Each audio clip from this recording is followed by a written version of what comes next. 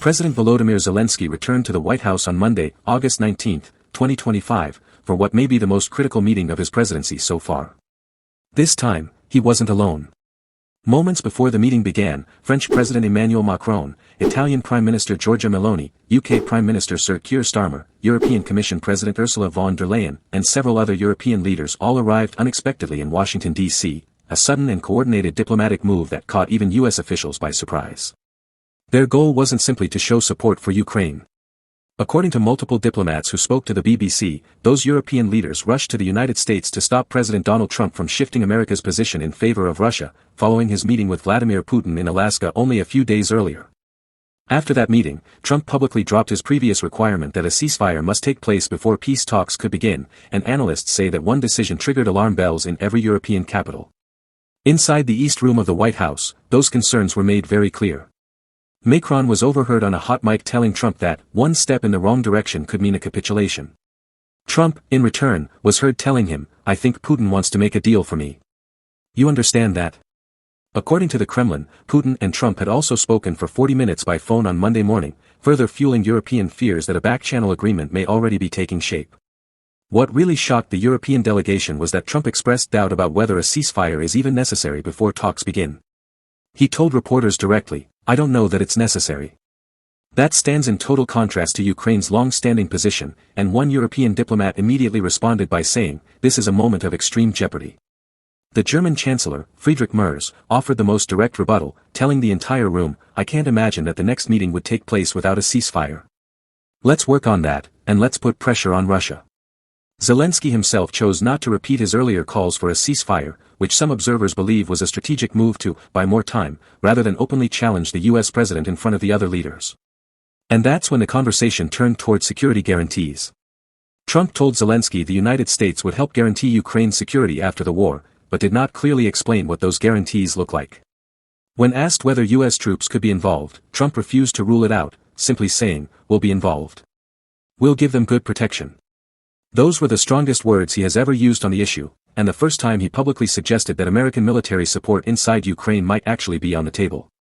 Zelensky, speaking at a press conference shortly afterwards, said that part of those guarantees would come in the form of a $90 billion arms deal that includes aviation systems and anti-missile platforms Ukraine currently does not have. He also announced that the United States agreed to buy Ukrainian-made drones, which would help fund Kiev's domestic production of the aircraft.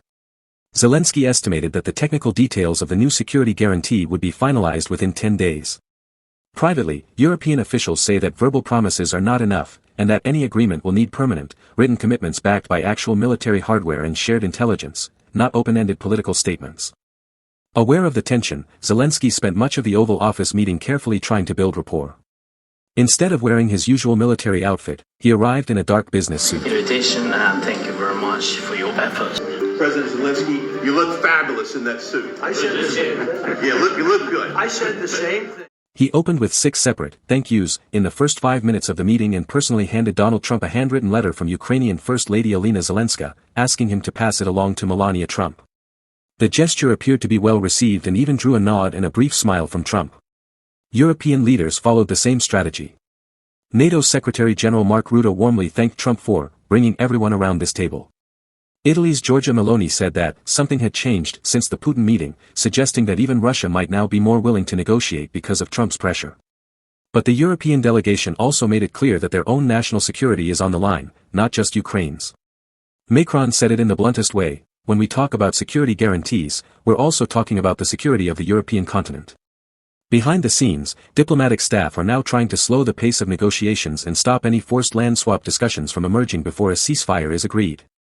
Some European officials say they are even considering calling an emergency NATO Council meeting if the White House pushes ahead without Ukraine's full consent. What is clear tonight is that the mood has shifted. Ukraine may still have international support, but the framework for peace is suddenly being rewritten. And European leaders are trying, urgently, to rewrite it back. If you want more updates like this, hit the like button, make sure you subscribe and turn on the notification bell so you don't miss a single development. These next few days could change the future of Europe.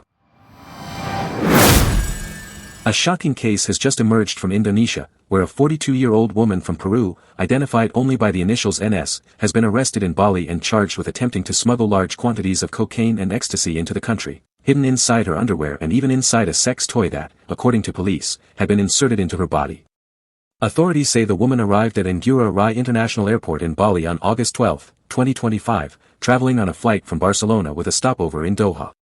Customs officers said she immediately attracted attention because of her unusual and nervous behavior as she passed through the arrivals area. After a short interview raised further concerns, officers requested a full search, and that's when the shocking discovery was made.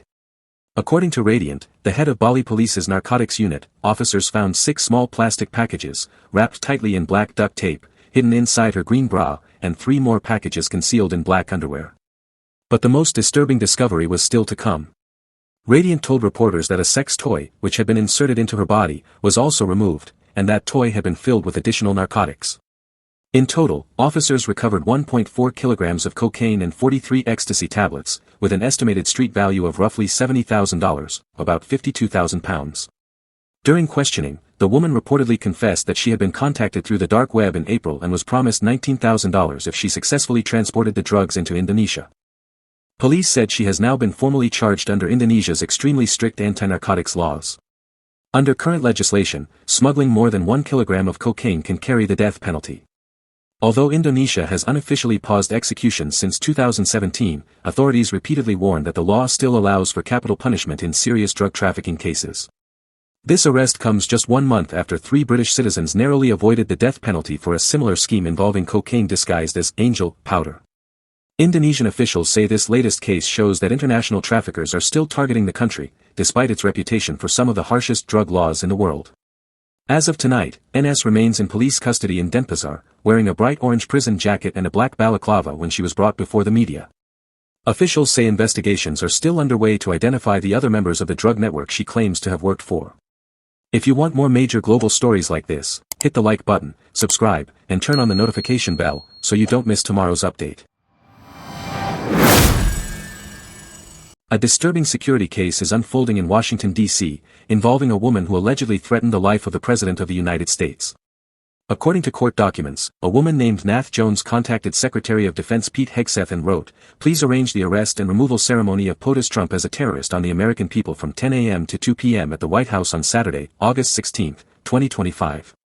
One day earlier, on August 15, the U.S. Secret Service conducted a voluntary interview with Jones. During that conversation, she allegedly referred to President Trump as a terrorist and a Nazi, and stated openly that if given the opportunity, she would take the president's life.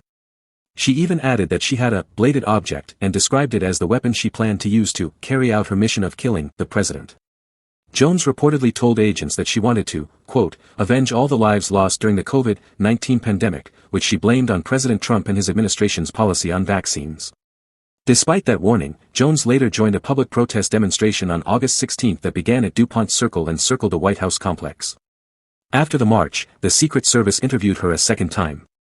During that second interview, she actually admitted that she made threats toward President Trump the day before.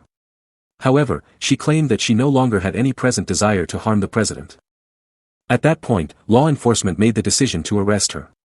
During her arrest, she confirmed that she operated the Facebook account Nath Jones and acknowledged that she personally wrote and posted the threatening statements. The case is now being investigated by the United States Secret Service and is being prosecuted by Assistant U.S. Attorney Josh Satter. Officials say the investigation is ongoing and that additional criminal charges could be added once the case moves forward in federal court. If you want more real-world stories like this, and want to stay up to date with everything happening across the U.S. and the world, make sure you hit the like button, subscribe, and turn on the notification bell so you never miss an update.